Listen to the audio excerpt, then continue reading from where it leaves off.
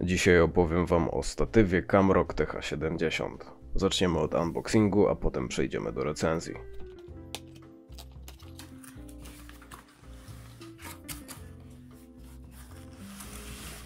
W tekturowym pudełku znajdował się futerał ze statywem w środku.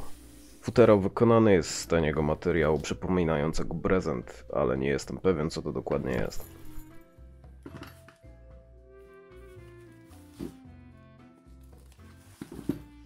Pokrowiec posiada oczywiście pasek, dzięki któremu możemy wygodniej go nosić.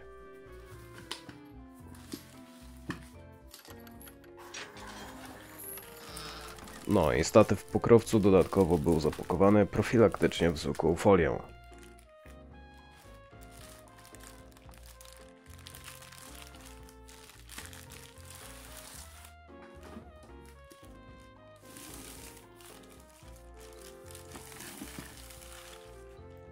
Nie miał żadnych widocznych uszkodzeń ani wad.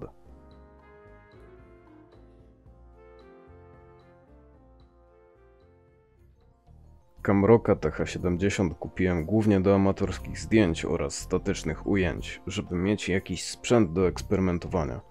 Używam go już od ponad roku, ale niestety tylko z telefonami, bo nie mam aparatu.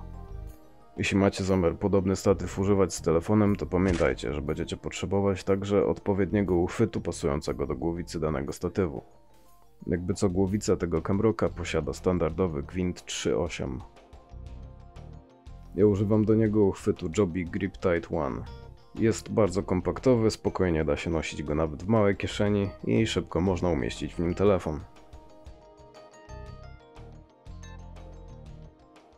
Statyw wykonany jest z aluminium i jest dość lekki. Ma nóżki z gumowymi podkładkami, więc możemy go używać zarówno w pomieszczeniach, jak i na zewnątrz.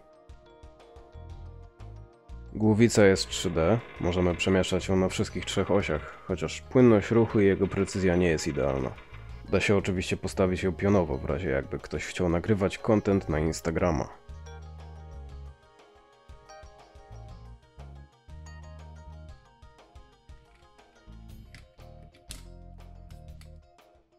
Środkowy trzon można także podnieść przy pomocy korbki. Dzięki niemu maksymalna wysokość statywu jest dość spora.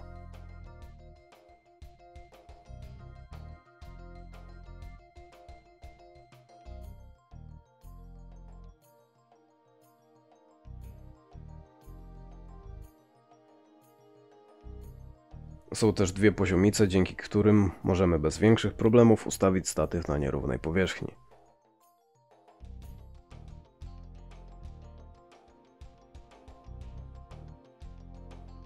Samo składanie i ustawianie statywu jest dość szybkie.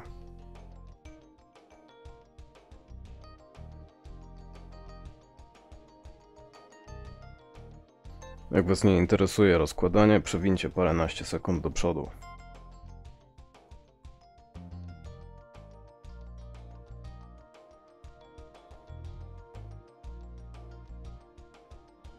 Czasem niektóre z nóg nie wysuwają się same, chociaż to jest raczej małym problemem.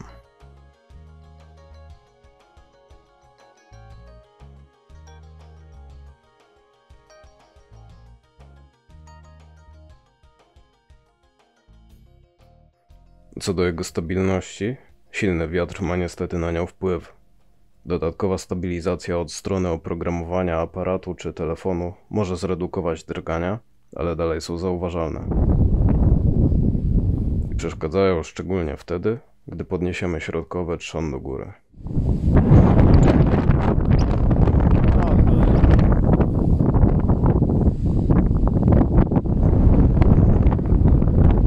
Dodatkowo luźne wykonanie sprawia, że wątpliwa jest jego trwałość. W moim przypadku uchwyt, za który go trzymamy, trochę za bardzo rusza się na boki. No, ale skupmy się na tym, w czym ten statyw sprawdza się najlepiej, czyli panoramicznych zdjęciach, zdjęciach z długim czasem naświetlania oraz mało dynamicznych ujęciach i timelapsach. Zdjęcia panoramiczne możemy robić masowo, bo ręka nie męczy się tak bardzo od jednostajnego ruchu i ciągłego próbowania od nowa, jak nie wyjdzie. A w przypadku takiego statywu wyjdzie zawsze. Nocne zdjęcia miodzio. Nie tylko nie musimy martwić się o to, czy zatrzęsie nam się ręka, ale także mamy dużą swobodę co do wyboru lokacji. Z takim statywem możemy ustawić się praktycznie wszędzie. Tak dla porównania, tripody nie mają tego komfortu bycia na wysokości. Trzeba się nieźle nimi nakombinować, będąc w plenerze, a nie wszystkie są takie uniwersalne jak na przykład Gorilla Pod, który też wcale nie jest tani. Zwykłe ujęcia z ruchem jednostajnym oczywiście wychodzą przyzwoicie. Tak jak już mówiłem, ruch nie jest idealnie płynny, ale przynajmniej nie zacina się, jak dobrze ustawimy opór. A timelapsy są super proste. Wystarczy tylko się upewnić, że nic nie ruszy naszego statywu w czasie nagrywania. Więc może to zależeć od pogody niestety. Chciałem silny wiatr, to mam. No i teoretycznie dałoby się używać takiego statywu jako wysięgnika, gdy chcemy zobaczyć coś, co jest dużo wyżej od nas. Ale jak wiadomo, nie do tego został on stworzony, więc odradzam tego próbować, chyba że nie boicie się o wasz sprzęt. Podsumowując, ogólnie w przypadku takiej ceny to naprawdę przyzwoity statyw.